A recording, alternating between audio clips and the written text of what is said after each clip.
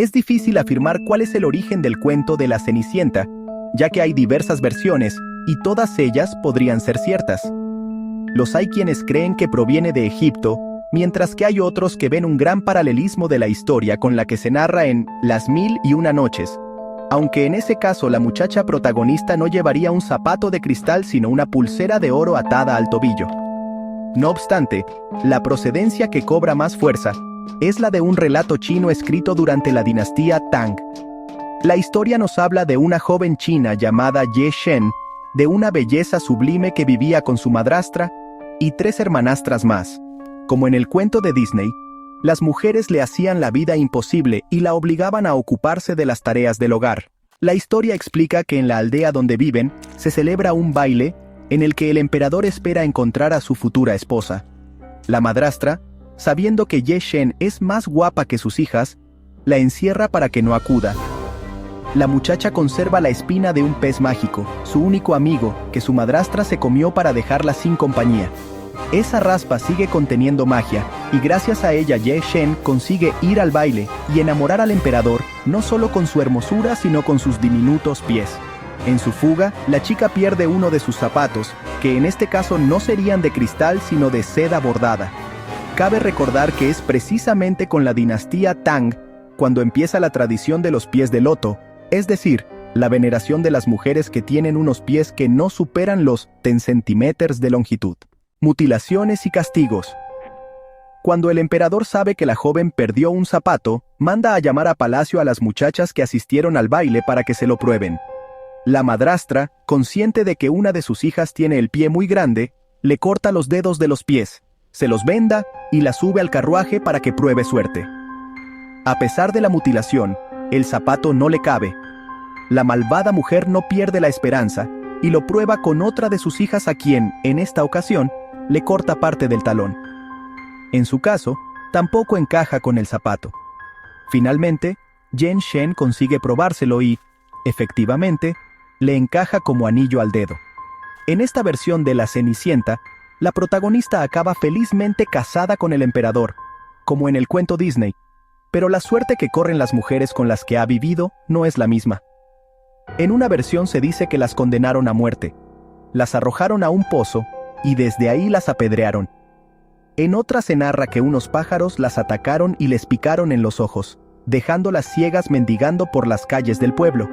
Walt Disney creyó de forma acertada que este final de cuento era muy cruel para el público infantil, y decidió omitir estos castigos y escenas sangrientas y dejar que la madrastra y hermanastras quedaran presas de la envidia. Iniciamos. En el lejano pasado, aún antes de las dinastías Qin y Han, en las cavernas del sur de China, había un pueblo cuyo jefe se llamaba Wu. Como era costumbre en esos días, el jefe Wu había tomado como esposas a 2 mujeres.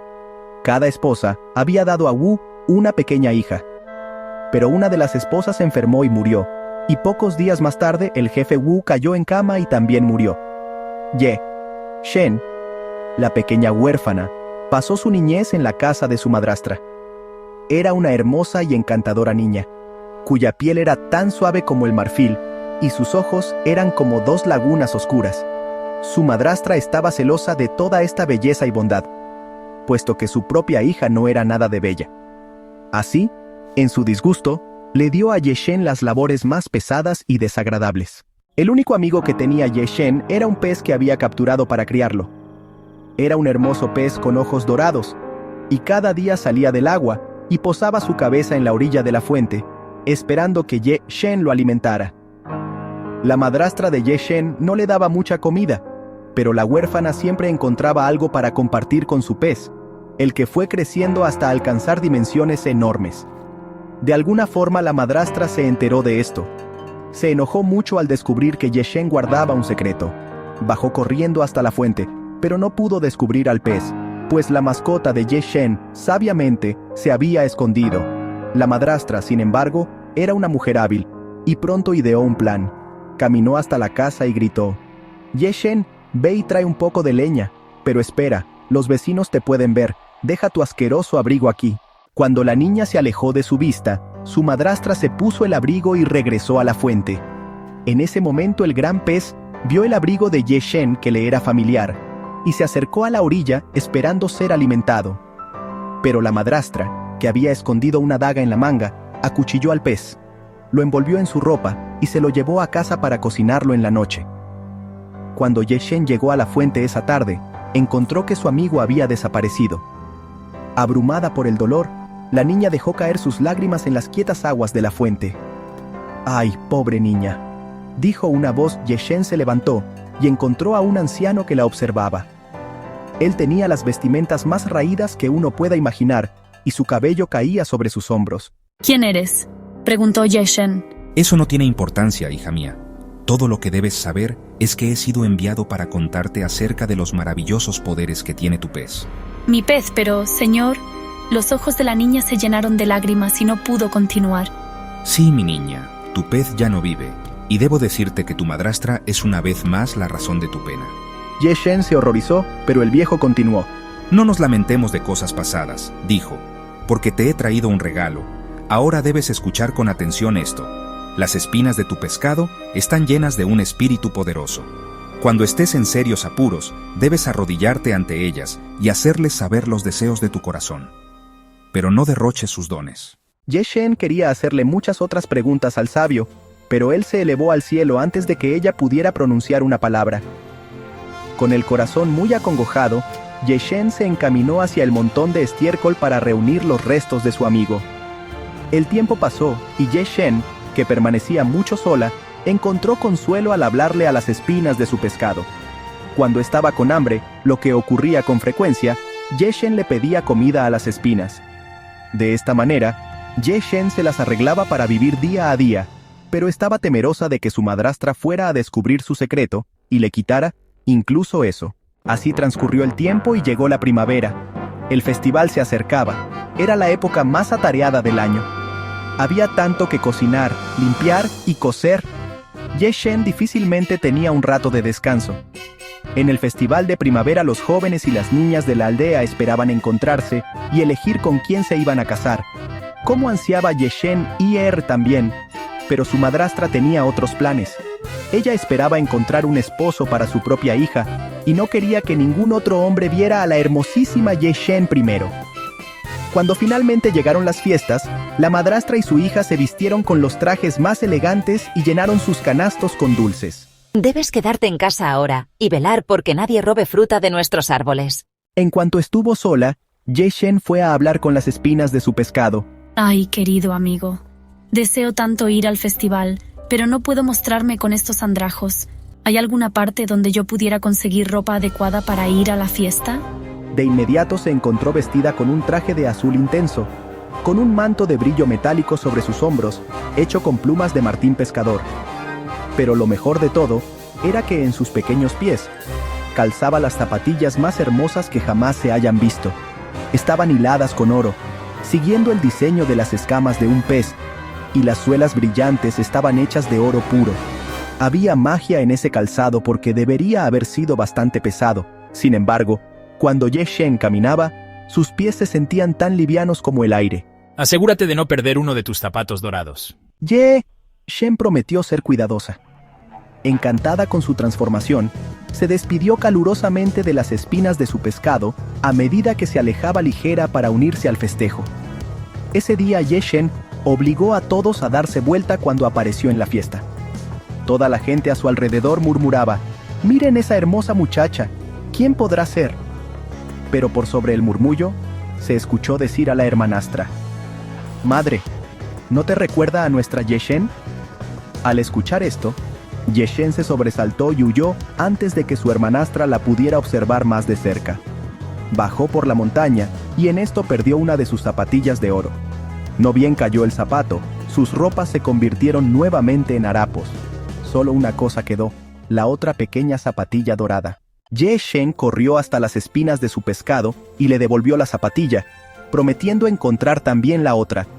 Pero ahora las espinas permanecieron en silencio. Con pena, Ye-Shen pudo comprobar que había perdido a su único amigo. Escondió la pequeña zapatilla en su viejo camastro y salió afuera a llorar. Apoyada en un árbol con frutas, sollozó hasta que cayó dormida. La madrastra abandonó la celebración para ir a vigilar a Ye-Shen, pero cuando regresó a casa, encontró a la niña profundamente dormida, con los brazos aferrados al árbol frutal. Entonces, sin pensar más, regresó a la fiesta. Mientras tanto, un aldeano había encontrado la zapatilla. Al reconocer su valor, la vendió a un mercader, quien la presentó, a su vez, al rey de la isla de Tohan. El rey se puso más que contento al aceptar la zapatilla como un regalo.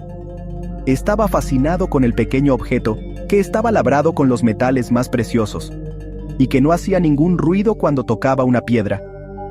Mientras más se admiraba de su belleza, más decidido estaba a encontrar a la mujer a quien le pertenecía el zapato. La búsqueda se inició entre las damas de su propio reino. Pero todas las que se probaban la sandalia la encontraban terriblemente pequeña. Audazmente, el rey ordenó que la búsqueda incluyera a las mujeres de las cuevas de los alrededores donde se había encontrado la sandalia. Como se dio cuenta de que iba a tomar muchos años el que cada mujer llegara hasta la isla que él gobernaba y se probara la zapatilla, se le ocurrió una forma para hacer llegar a la mujer apropiada. Hizo colocar la sandalia en un pabellón a la orilla del camino, cerca de donde había sido encontrada, y el portavoz anunció que la iban a devolver a su verdadera dueña.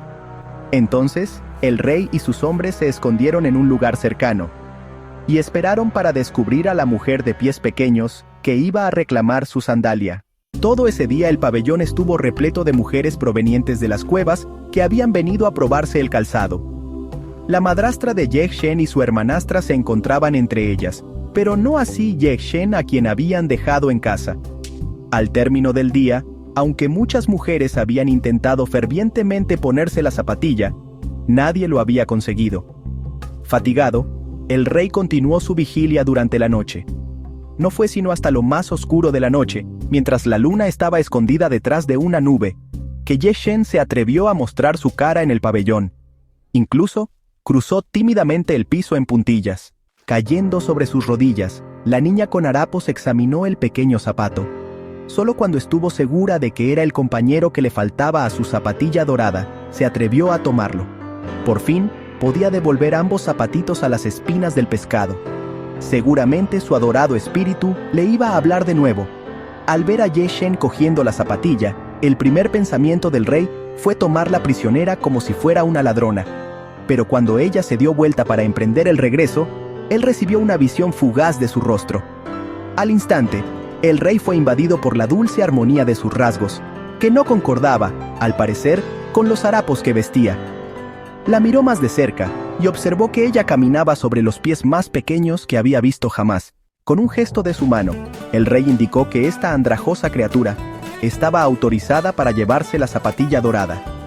Calmadamente, los hombres del rey se escabulleron y la siguieron hasta su casa. Durante todo ese tiempo, Yekshen no se había dado cuenta de todo el alboroto que había provocado. Había regresado a casa y estaba por esconder las sandalias debajo de su camastro, cuando golpearon la puerta. Yekshen fue a ver quién era, y se encontró con un rey. Primero se asustó mucho, pero el monarca le habló de una manera amable y le pidió que se probara las zapatillas. La muchacha hizo lo que le pedía, y en cuanto se las calzó, sus andrajos se transformaron, una vez más, en el manto de plumas y el hermoso traje azul intenso. Su dulzura la hacía verse como una criatura celestial. El rey supo de pronto en su corazón que había encontrado a su amor verdadero. No mucho después de esto, Yekshen contrajo matrimonio con el rey.